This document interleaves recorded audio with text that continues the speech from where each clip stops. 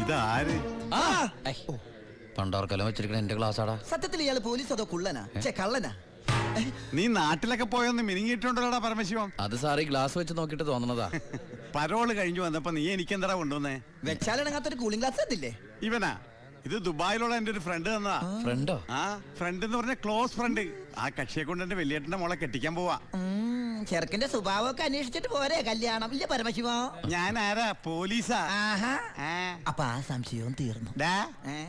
ചെക്കനെ കുറിച്ചുള്ള full details എടുത്തു. അവന് 24 കാരറ്റാ. എന്റെ വ്യാകുല മാതാവ് എന്നെ കൊല്ലും. ചുമ്മാ ഇത് കണ്ട?